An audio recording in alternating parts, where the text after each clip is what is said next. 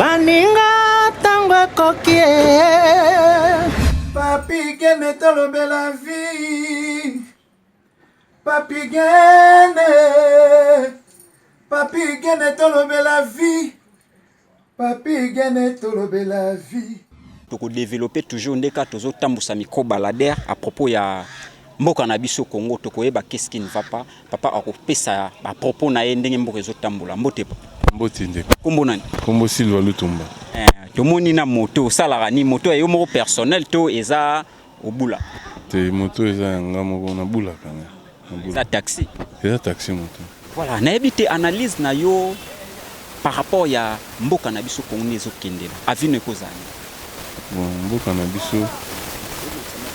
na biso ezo tambola pour le moment bien te parce que tout le monde a des tendances c'est-à-dire que coalition mingi ya FCC na cash FCC to yebi kiza le musu bazana mwana mboka musu bazana mboka te musu na ina za clair pour to yeba mboka na biso infiltra ba Rwanda ça fait des années le Rwanda tango ya kana musée musane ko bola quand ba na musée inga lo de la Congo ba bomaka ah to moni ke Tshisekedi aza mwana mboka te azo inga lo de la mboka to biso ba Congo to za la vigile pour ba Rwanda ba ko moni la biso te to za la clair to bomba te to yebi ki ba Rwanda ba na musée chargé face à vision Congo ba Rwanda ba bumisa na suka ti place de l'autre comme musée za la raté soit disant mwana mboka fils na Kabila ndelo a même biso za ma biso na 18 ans awa lobaki asala ki alternance biso kala ki a ko vanda pema mais tout le monde qui souci nezara babota ye azalaka mokonzi na Congo or tout le monde est remplaçable na vie tout le monde a bamboka misusu tozwaka ba exemple ya Nigeria ba Ghana ba président ba leka ba kuma opesa bambote na ba président en exercice mais oyo ya biso tozomona moto alobi na pouvoir ba bengi autorité morale c'est-à-dire prière ya moto groupe moko ya basoi disant ba professeur mais tout le monde qui va savoir professeur ba diplôme basomba parce que ba lobby science sans conscience n'est que ruine de l'âme c'est-à-dire que ce sont des inconscients tout quand c'est qui va professeur baza ba éliminer de tout le monde a place pour ba Einstein ba tuminer ne basala pour na ba changer mboka na biso mais oyo ya biso ba professeur batanga na bango pour na komir ba congolais baza incapable de koyisa Kabila vérité en face c'est que moto salita na parce que Kabila yi baki kozana elle y a projet na era déclin ceux qui ont menti makasi alingate pour comme avec l'Égypte parents tika bana Israël à limité mais nzambe lokwa za souverain à l'accès à parents nande na olo bato ngati o to la histoire ya Égypte FCC tika Congo à limité zaka na tonga sene tabindi na pourquoi compliqué na mais yeba ke nzamba ko frapper nzamba ko frapper et la ta to lingi doit to ngi mutu a changer mutu sa mabe ma ko bongwana wasa na mboka mais fachi ba ke dessin ba congolais na 5 oyo ezana maboko na ye donc ninga ko exercer pouvoir à cause de l'impardonnable donc aza décideur ya numéro 1 mboko il doit décider pour na destin mboko to yeba ke na 2023 bien na ba échéance ko ya élection kozala aluka abebisa histoire ya de paix c'est une histoire ya papa Etienne Tshisekedi. Tous nous savons que c'est un homme fort aza ko agir na sagesse il n'est pas brutal mais ayeba ke un président c'est un grand décideur décision na les a influencer sur vie ba congolais à lelo na futur parce que soka BBC lelo yeba ke futur ya ba congolais ya yo journaliste ya ngai ozo benga c'est un intellectuel complet na tanga mais lelo na au-delà de 45 ans c'était nyanga na 45 ans donc toko profiter tana tana yemo muke a changer mon histoire à Congo pour nous ala bref yangwana siko to lobela nanu makambo oyo ezo passer ya Barnabé par rapport à ba propos na et puis lelo azana justice azo samba to hebité avine kozala nini à propos ya ba dire na est-ce que yo yebiki eloko wana zoloba ezelo mabe makasi eloko nini jusque là c'est que des salaires mabe ya consulter bande konaye au ba congolais baza conseil en mboka pour ce que d'apprécier décision té mais yé alizi jana moki abeta mu monde ki azola sekata congolais té pour parce que atana famille moko to yebiki ba benda naka est-ce que so yo kandenge fayulu ba benda c'est que fayulu la lobiki c'est que da kof aloba ngote mais tout doit bien que bata ba politicien mutu na tendance na to moni mutu ko mutambola ba prepare ya liwa na munoko ils asa étranger za congolais te wana to yebiki via ba Rwanda pour ngana ina za Rwanda musane ko ngana botami na Kisasa na ko na Kisasa toezaka na bato ya makasi na Kinshasa batiwara Douglas bando kobeta bato me bando simba eloko okozokisa motu bango bayaka na masasi bayaka na minduki boyeboye bakozonga ndenge atuni question tokozonga ndenge nini biso toza bacongolais toyaka mpona kolibere mboka na Mzee le Père akufi atiki biso boye siko tokozonga ndenge nini wana ndenge azosamba bango moko bayembi nzembo balobi kaka na nzete oyo moto ya matériel nde akitelaka bango bayaki mpona kobebisa mboka fo bazonga mpo mboka ebonga mpo soki baza mboka ebonga te ka ndenge ayaki nde akozonga parceke bible elobi yango oyo azolamusa mopanga ye moko akufa na mopanga lokola bango baolobaki bango bayaki na manduki bakufa bango moko na manduki mpo idepesa ebunda na manduki te na ndenge bango moko bazwi pouvoir bapesi na maboko totoki oyoka teke idepesa akende oboma tete akende osala tete asalani manière pacifique bango moko mpe bandimaki bapola mpo soki ezaki bango nde bakaba bokonzi fale bapesa ramazani soki bapesaki sadari te poni soki ezaki bango nde bapesaka bokonzi pour Sadar il paraît kaza noko na ya Kabila mais celui qui pouvait bien les protéger pour appeler qui prendre parce que aïba qui isa été il a pouvoir à peuple ce qu'a pesi na peuple koza kimia ce qui failli les cas lui qui mengeza le roi c'est que des cas mais qui mezala aïba emoki Sadar il est en moto parce qu'il n'agit que par les injures il n'agit que par la guerre tout pays sa moto na mboka c'est pourquoi il n'a pas donné c'est dit que pouvoir biloko nous soit sur le besoin nango farfeler za biloko solo donc par rapport à nos coalitions, nos cohabitations, pour nous soutenir en haut. Bon, tu sais que l'oko liboso namboka est un peuple. Le peuple est souverain. Le peuple est au-dessus de la constitution. Le peuple est au-dessus de Mibeko. Mibeko, batu basala kango peuple. Parlement on a besoin de parlement. Parlement où tu es? Et où tu n'as peuple. C'est-à-dire que basa batu misala ya peuple. Ils doivent coadérer na idée à peuple. Ce qui constitution on a bango ba ça il a peuple été le peuple est souverain tant le président de la République a garant de la soit dit il est élu au suffrage universel c'est à dire que ba pesa et ba voir na ba province nyos c'est à dire que yendo a plus d'autorité ce qui a moniqué souffrance à peuple il faut peuple avoir souveraineté na moi je ne vois pas de problème pour coalition et service sont na l'autre côté cohabitation et aux appuis les a même prévu dans la constitution na bisoté alors et l'autre ça prévu moi qui est coalition avant coalition simbité faut panzana peuple avanda gouvernement ya bato balingi peuple sala musala asa la peuple musala to kotika la tête to kamine loko moko boye inyoko la peuple par rapport ya nini ndé bazolo bakeno président de la République a violé constitution par rapport à quoi président de la République a violé constitution ngaku tunanga na loba au moins bandi ko na bisa top Congo ermo na mona ba on a parti plus muto aleka ka sala débat ke mulumba a signé à contre-signer l'ordonnance à Kabila. Il fallait au top Congo banana ko tuna yake. Oyo ça là que nous viola la constitution. Puis ça la rappelle à matata. Premier ministre na Kinshasa mais il y a contre-signer. On n'en avait pas fait un problème. Si ko obazo ba violer ni. Ce qui c'est que des violents mais tout monde peuple bango na 2015-2016. Tant que ba ngaba na référendum, tant peuple a contre peuple ça la kimi. Tout le monde qui soulèvement partout. On va le dire à peuple ceux qui se quedent à violer donc tout le monde na ba base nyonso on va le dire à majorité na bango ni valait télé mananzelo bagete c'est que de violer constitution nommé ba au magistrat on a ça illégal mais tout le monde peuple avant kim donc ça pour mon condamnement alors au bon ba le baza biloko nzela tout chose tout le monde qui ndenge ba loba qui a violé tout le monde peuple sima pourtant ba année où tu ko le ka 2015-2016 tout le monde qui va checker des bafayoul bafam donc ma peuple va tellement qui presque une semaine tout ça la ram salaté dès l'accès que décision oyo ils ont la volonté à peuple mais il y a aussi ba décision news peuple azo c'est c'est-à-dire quoi qui avec la population donc parlement ils ont ngo fantaisie pour voir les gens de la peuple alors aux décisions c'est que nazo senga azwa azala mobile ya ki konima ko za président ils ont cause ba risque news il y a la vie il y a la mort mais pour l'intérêt peuple à ça il est là on dit sacrifice voilà mot de la fin pour que tout ça oui ça peut bande koni surtout ba bazolanda yo bazali banda ya Congo tous en abolingo biso na Congo na to comme nation tina to comme peuple mais tout linga tout soit histoire ensemble on nous a divisé ça fait longtemps ba créer biso ba leader ya ba tribu pour nous anéantir biso yesu ka lobi boye na intérêt na ye ndé tout ça il na ba province nous ba lobi la muka omoni ba to bande rebelle ba lobi de pes omoni mo majorité ya Kasai ba lobi makambo MS omoni bangale belé non c'est ce qui nous divise ce qui Moïse omoni au Seigneur se battre non tout ça là qui tous a une nation nous avons une histoire ensemble depuis 60 tout luka tout l'accès face à monde que nous sommes des gens intelligents parce que tu as maïl, tu as ma casse. Mais pourquoi pas utiliser ma casse na maïl na biso pour nous couper sa venir na ba nous toujours bota. Nous laissons à nos enfants seulement la haine.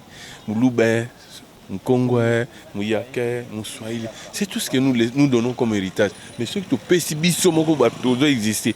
L'avenir c'est aujourd'hui. Ceux qui biso to le kina maté ya bolingo. Et pas ba no to bota ba hotel na boli. Moi na muluba so tunike Mkongo mutu pamba. Po ani po papa na yebisaki. Mkongo tunya ngala ko bala balu na ina balu.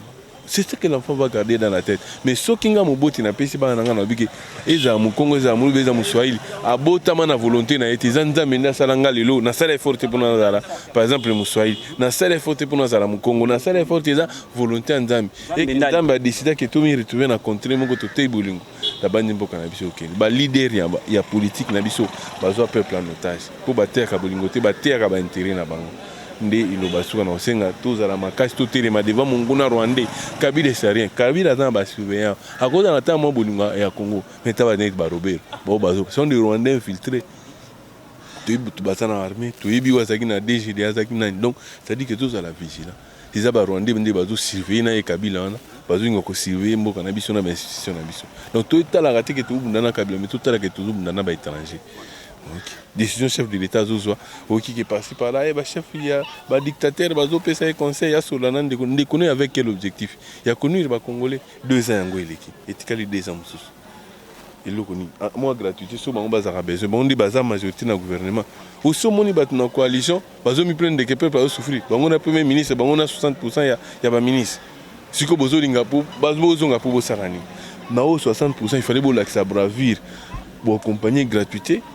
Bon accompagnement ba action miki zo salem to yebi kimboka na biso ba élection ndenge ni eleka to zo quand même ba magistrat moko baza na conscience lelo to komo na quand même ba kuluna cravate bazo kangama ke ba kuluna na biso ya pambo alors il y a moins de 3% oyo ya kulu mutuna mutu asalaka oyo ya ezate Kabila salika mabi Kabila est mauvais avec ces choses mais au place au sale aussi Obama kangela ba américain les plus grands ennemis des américains mais ce n'est pas pour autant qu'il est resté président aux États-Unis mais ça va na vandi tout ça na ba François Hollande bandima kumbala moko aleki si to lingi peke ba échéance si ce to mo seke d'Algérie ma beto longole to congolais musu to tché ndimbo kam suiza la bat moko bazo raisonner bazo sala na ba responsabilité mais chez nous c'est le contraire tout ça na ba genre ya ba coutume na biso so comme na pouvoir lumela na biso peuple biso peuple ya tribu wana to kangami to komi kaka oyo kaka non les Congolais le Congo c'est pour tous les Congolais.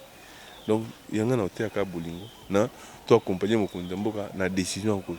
Parce que cet outil qui est les Rwandais sont rusés, ils peuvent faire comme ils ont fait à Musée. Alors, nous avons un hôtel qui est tous à la début pour dire que le musée comme la bisoté. Quand ils sont déclarés, c'est de la guerre déjà, ils sont déclarés.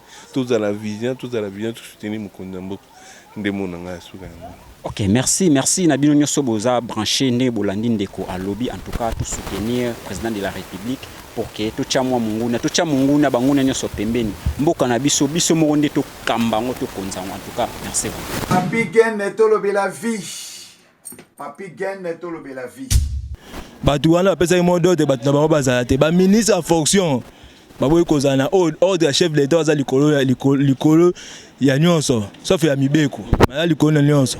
Ya gara constitution. Bango bazala ki te pour la que bazo bloquer déjà président et loko. Si yo mo pena ko tela gouvernement oyo uté koleka. Do pouvoir oté koleka na pouvoir oyo ya président Fachi. Ozo mona onde. Mais Fachi toza espoir. Toza si na epona ke makambo ko fongwama. Po azana mwana mboka ebi souci na biso ya population. Ayebi souci ya peuple pour nazala ki na opposition. Toza si ke ko simba. Pona papa le baki le peuple d'abord. Le ko tozo zelande ya mwana. Yo salani. PNLP. Ouais, toza bato santé, toza musala santé pour la mosquée, pour la talaga kapuka, bato bazokufa pa corona, maladi musupe zoboma. Malaria zoboma fo to luka kabola ba nini pona toza la protéger. Merci na ola zabe na koloba na merci. Basuka pona ba. Bon, merci na pesi banga kana isi banga ka to pesa kaka maboko na président, maboko président koloba to soutenir président de Tolonga. Total tolanda bato wana te wana sto za discussion. To soutenir le président. Merci vraiment. OK, merci Eric. Merci vraiment. OK. Papi Gene tolobe la vie. Papi Gene tolobe la vie. Kombo nani? Comment on a Valentin Mira. nakoleka mwa katikati pour que na soit moyen au solo na bino mibale si c'est possible. Voilà. Veni pusanaka. Mboteo. Kombo nani? Papa Désiré. Papa Désiré. Voilà, toujours moi avis par rapport à ndenge mamu na biso ya mboka ezokendela, ebite avis na bino ekozala nini. Bon, problème est que le président l'andaka mnoka peuple. L'andaka ndé peuple parce que yé to lingé mingi to sepelika kaza la sima peuple parce que le pouvoir appartient au peuple. Parce que surtout des définitions il y a démocratie, le pouvoir appartient au peuple pour le peuple et par le peuple.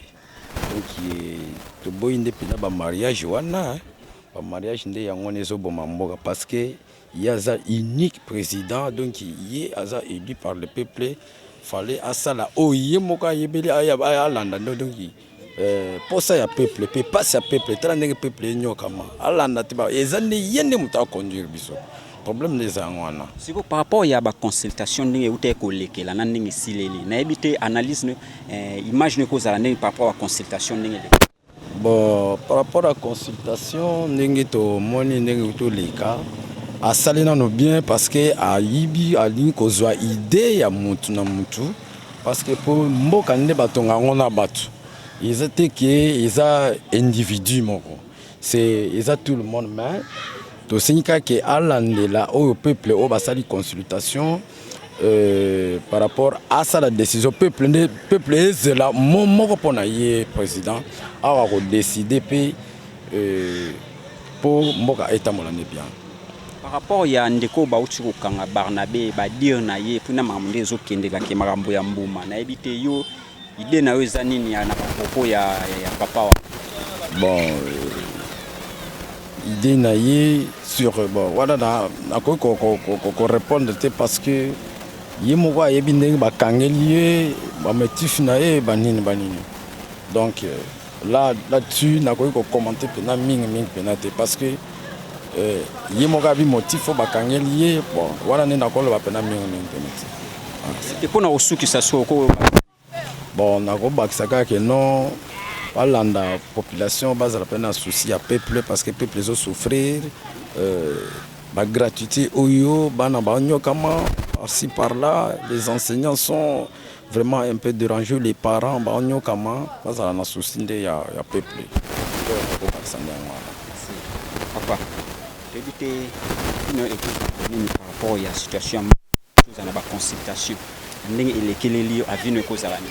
Vraiment merci papa nazo pesa réponse à mukuse biso vraiment na Congo na biso tozo nyoka mingi bana bazo souffrir pona kotanga biso pe ba compagnie sala ni kangama vraiment mbongo zo mona na te yango wana tozo luka moyen donc kokotsa bana na université mais tozo souffrir mingi toza to fana biso compagnie zo mona te ba compagnie ça nango merci koyo ndenge tozo souffrir boye bana bazo lela tozo la banzala donc tout c'était au hôpital non surtout tozo mona pour société. Mais alors vraiment tous ces non mon cousin biso abon sa biso nanu mboko na biso za la kimia soka bonsi en tout cas je pense bien que non nous allons voir de quoi ça aux ambons na biso tous ambons sur le bas point moko ya gratuité enseignement est-ce que zo marché vraiment convenablement ou soit les anano ya tata. Bon je ne sais pas vraiment c'est comme ça je pouvais parler en cours mais ça doit aller devant mais nous sommes en train de faire souffrir pour avoir quoi ça la solution dans ko bimsa bana pour bazwa bokonzia bien alors c'est pour cela to ligne to bimsa bana biso bazala bien pour avenir à lobby ba ko sunga biso apparana mais to ça que non ba idée mabe to tinaka bana ba ke sala ba idée mabe eza biété nga pa pepe na ko sepela te na lingi ke donc mwana tia mwana na nzela à venir à lobby for atanga na place bien c'est ça merci papa et pour nos succès moi liloba parfois bandeko ba bon vraiment nana liloba bebela ko loba te tout se calmer aider ma belle salate toujours mwana na TV toujours mwana ba so boma bato ko botala ba téléphone makambe belé bato souffrir belé et ça biété va renforcer sécurité quoi. C'est quoi? Donc makambo vanda pena que sécurité est renforcée. Parce que sécurité surtout faut ezala na mboka parce que délinquance peut y a trop, délinquance y a trop. Fachamo quand j'ai jeune, ne fallait pas jeune ba souffraka donc boye ko yiba tout ça on ezali parce que ba société pena izate. Voilà. Afon ba société enfin que peuple azana kimi. Oh yende musana ne alandra o ya lo baka ne bandeli wana. Donc asala yangonde azara te conduit par quelqu'un. Voilà. Ezali ba biloko. Merci. Botende. Bote. Kombo nani? Bingambo. Mbo. Na ebité lilo ba ko zalani par rapport à situation mboka na biso ndenge zotamba. Ah, eza passe pour mboka na biso. Mboka na biso to souffrir makasi. Il ba liboso ya moko na biso ça bisa lobi d'abord les peuples. Mais to Peuple d'abord. Mais donc eza rap. Par rapport à la consultation ne uti au salama, yo avine ko zande. Assurance pende za ya malamu par rapport à consultation de Ah, assurance eza te pour to assurance. Pour alunga ngelo kama beza mo panzi na pour to assurance. loko ngoni. Ah, le baraté. Il a pas le baraté. Alunga lango pour tondi ma vraiment tu as confiance na yi. Mais alunga ba ma belo to eza mo panzi na yi wana to mona mona donc ela bien te. To za pour ça tira la moka tira la kimia donc a me mabisa ndinga kimia. Il a mo panzi longo to lo baté mais il a mo panzi longo. En vrai longo. C'est chef de l'état to bandeko bazara pembe na ye ba yoki message na yoki. Peuple et vivre bien. Et là, on m'a bien pembe à mokonzi. Et longo. On a reçu qui ça.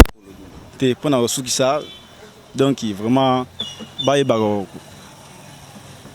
ko tam sabiso malam. Ba e ba tam sabiso malam. Donc vraiment mbo ezara kimiate. Do souffrir donc misale mon na te. Donc ezara passe pour na biso. Merci. Voilà. Papi Gen tolobe la vie. Papi Gen tolobe la vie. Mboka na biso ndenge ezotambwa tote kozana ba consultation et ba consultation esili. Siko avino ekozani par rapport à nyonso o ndenge ezomarche. Bon, pour ngai naza chrétien. Nazali ni muta cash, nazali ni muta FCC, naza chrétien. Alors, pour ngai biloko nyonso leka o c'est parce que manque d'amour. C'est ça la clé de toutes ces histoires. Ce qui amour ezalaka. Nakoyeba ke yo za lokola ngai nga naza lokola yo to vivre ndenge muto vivaka. Mais comme je n'ai pas d'amour envers vous, yango zo mona makambo zo botama. Que baoye bazala boye, baoye bazala boye, baoye bazala boye. Alors la dernière des choses quand on peut ça comme conseil. Nakomona que toute autorité vient de Dieu. Elle a dit Romains chapitre 13 verset 1 à 4. Alors toute autorité, si nous avons placé Moutou, nous avons passé ordre naïe. Alors, pour combattre ordre wana, c'est combattre Dieu. Et Moutou, mon côté, à combattre Nzambe alonga kate. Ça, ce n'est pas moi qui l'ai dit, mais c'est la Bible. Alors, j'aimerais que Moutou na tango naïe. L'Ecclésiaste chapitre 3, alors que chaque chose a son temps. Si vous avez tango, mosusu. Donc, bisous tous s'incliner na ordre que Dieu a établi. Surtout amour ezalaka na biso parce que amour ezalienda mais makambo nyonso. Misala, batu balia malamu et tout ezala OK. Mais quand il n'y a pas d'amour, attendre que ça la consultation banini, ça ne boutira à rien. La meilleure des choses que to tia amour na mitema na biso. Ngai naza contre ni mutu naza pour ni mutu. Batu nyonso baza ba congolais. Donc, fanda tour d'une table, tu es nzela tu bando kende ezali mabe mais tout la nzela ya malamu. C'est la voix de Dieu. Conseil na ko pesa ndi yango wana. Par rapport à gratuité enseignement. Il faut marcher, il faut être chrétien. Avis nous pour la gratuité enseignement. Bon, gratuité enseignement d'abord ils vont dépendre ni na mbongo. Zomona pour que mbongo ya wana na lobaki au dépendre l'amour. Parce que ce qui amour ezali mbongo kota na sandoka leta. Parce que tozoko yoka kaka na baiko tomona na nango oh 15 millions keboy oh 100 millions keboy oh 450 millions keboy. Alors maintenant comment benga leta mbongo kozala pour que nani gratuit enseignement que voilà. Pratiquement mbongo kozala te. Mais ce qui penza muto ayibi bakangi kamati mbongo leta zongisi. Mais gratuité que ne malamu. Bon, c'est quoi la caisse à l'état mbongo ezalité. ezali volatilisé na bateau biloko boyebi. Hein? Pour l'intérêt égoïste, manque d'amour du prochain. Parce que bosiko yombongo l'état kozwa pour na gratuité kuta wapi. Comment est-ce que mboka ezo souffrir? Mais koyoka ba somme wana ebungaka. Est-ce que mbongo wana ezaka penza mbongo solo to ezalaka ka ba lobaka? Po mbongo ezo souffrir, mais mbongo ebungaka na so zoko na matoyo esalaka moi bien mbongo. Est-ce ezaka mbongo penza ya solo soit? Non eza mbongo parce que ce qui ezalaka mbongo te bakoloba yango te. Mais ezali mbongo réellement eza véritable. Eza ba billet de banque. Mais ezoko lima pour nini pour les intérêts individuels. Ozomona mais que ezali mbongo ya mboka pour que mutu nyonso a bénéficier nango. Alors c'est pour ça que mbongo ya l'état tango yo zo détourner yango. Vous méritez 20 ans de prison parce que ezali ministère public ezali kofunda pour zo détourner mbongo ya l'état. Omoni soki biso nyonso tozana bo amour que o ezali benga l'état nazela oyo ya ngai ba kofuta ngai na vivre nango. Makambo nyonso kozala te. Omoni alors totika banzela ya kala wana tolanda nzela ya malamu oya semba yango tozokende ya bien pour que makambo nyonso ezonga normal. Voilà un peu conseil ngana kopesa ndi yango. Merci vraiment papa. Obaisi kombona papa Alphonse. Merci vraiment. OK, merci na bino sobozaki branché partout pour na Rolanda descente auto salaki pour que to solana bandeko à propos ya ndenge mboka ezotambola. En tout cas tukutani lobi soki mokonza zongite. Merci. Baninga tango kokie Papi gene tolobe la vie Papi gene tolobe la vie Papi gene tolobe la vie